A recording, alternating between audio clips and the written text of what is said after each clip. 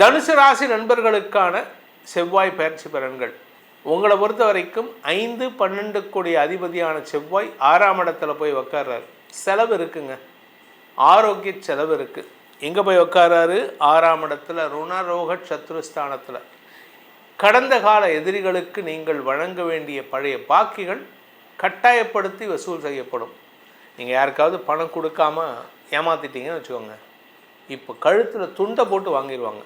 அது 100 ரூபாயோ 1000 ரூபாயோ 10,000 ரூபாயோ 1 லட்சமோ 10 லட்சமோ எவ்வளவோ நீங்கள் விட்டு வச்சுருந்தீங்கன்னா அதை இப்போ உங்கள் கழுத்தில் துண்டை போட்டு வசூல் பண்ணிடுவாங்க.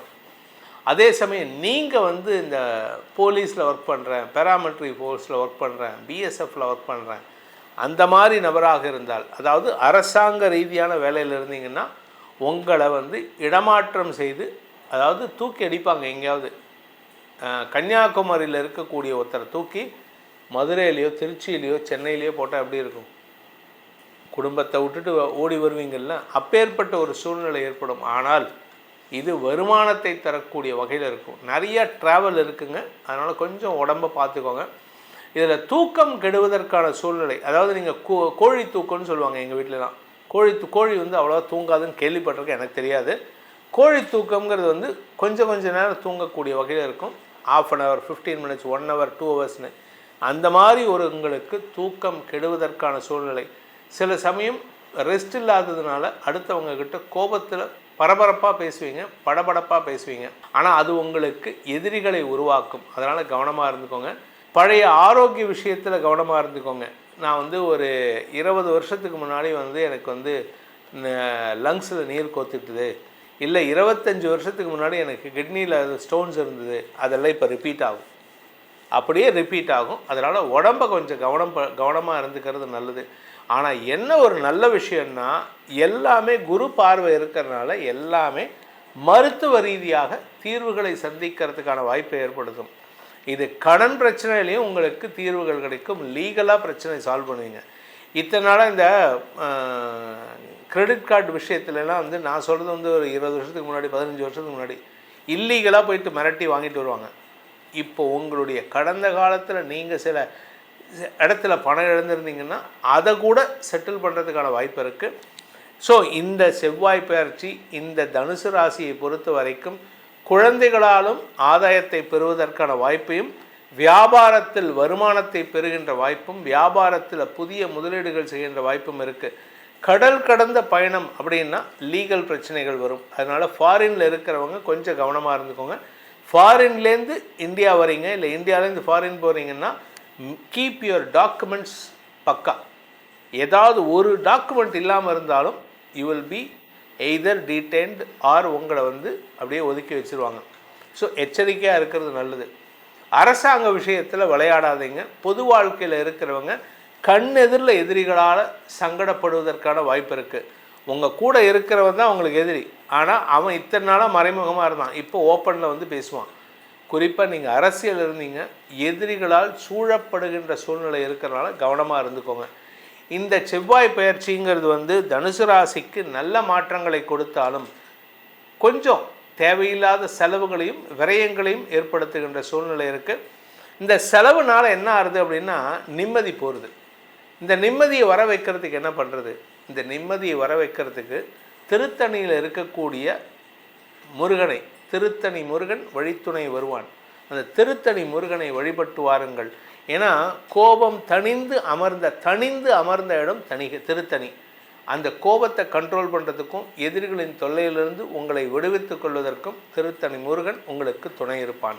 இந்த செவ்வாய் பயிற்சி 20ஆம் தேதி ஜூன் 20ஆம் தேதி 2026 வருடம் மேஷ ராசியிலிருந்து தன்னுடைய சொந்த வீடான ஆட்சி பலத்திலிருந்து ரிஷப ராசிக்கு பயிற்சி ஆகிறாரு. இங்கே எத்தனை நாள் இருக்காருன்னா 44 நாட்கள் இருக்கிறார். அதாவது ஜூன் 20லேருந்து ஆகஸ்ட் 2ஆம் தேதி வரைக்கும் செவ்வாய் ரிஷப ராசியில் இருக்கார். சனியின் பார்வையில் இருக்கார்.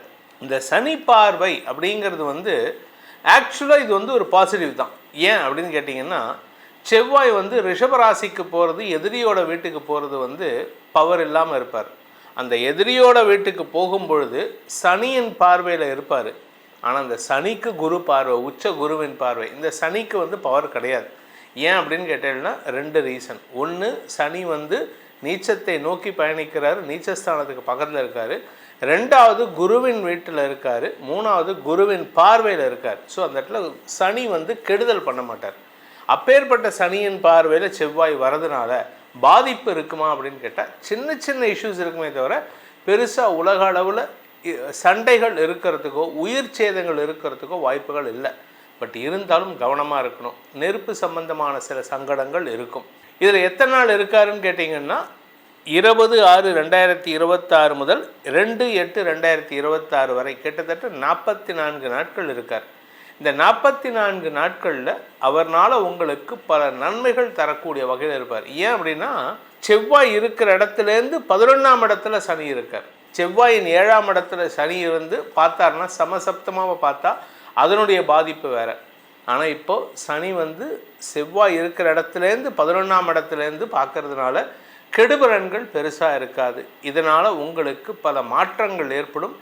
இதில் வந்து உலக அளவில் சில புதிய பரிணாமங்கள் ஏற்படுறதுக்கான வாய்ப்பு இருக்குது. புதிய பரிணாமங்கள்னால் alignment of forces will change. அதாவது உலக அளவில் இப்போ ஒரு குரூப் இந்த பக்கம் இருக்குது, ஏ சைடு பி சைடு இருக்குது. இப்போ அலைன்மெண்ட் ஆஃப் எப்படி வந்து மகாபாரதத்தில் வந்து சண்டை நடக்கிறதுக்கு முன்னாடி தர்மர் நட்டனோட மைதானத்தில் போய் நின்றுக்கிட்டு சொல்லுவார், சண்டை ஆரம்பிக்க போகிறது, இந்த பக்கம் இருக்கிறவங்க இந்த பக்கம் கட்சி மாறலாம், இந்த பக்கம் இருக்கிறவங்க இந்த பக்கம் கட்சி மாறலாம் அப்படின்னோடனே ஒரே ஒருத்தர் மட்டும் துரியோதன சைட்லேருந்து மாறினதாக ஒரு ஐதீகம் உண்டு. அது மாதிரி இப்போது நிறையா மாற்றங்கள் வரும். ஆனால் இதை யார் தலைமையில் நடத்துவாங்க அப்படின்னா உலகத்தில் ஒரு முக்கியமான இடத்துலேருந்து, அதாவது பாரத தேசத்தினுடைய இன்டர்ஃபரன்ஸ்னால் நிறையா மாற்றங்கள் நிகழக்கூடிய வகையில் இருக்குது. சண்டைகள் குறையறதுக்கான வாய்ப்புகள் ஏற்படும். ஸோ மாற்றங்கள் நிகழக்கூடிய மாதங்களாக இந்த 1.5 மாதங்கள் இருக்கக்கூடிய வகையில் இருக்குது. இந்த செவ்வாய் பயிற்சி உங்களுடைய தனிப்பட்ட ஜாதகத்துக்கு என்ன பலன்கள் தரப்போகிறது அப்படின்னு பார்க்கணும்.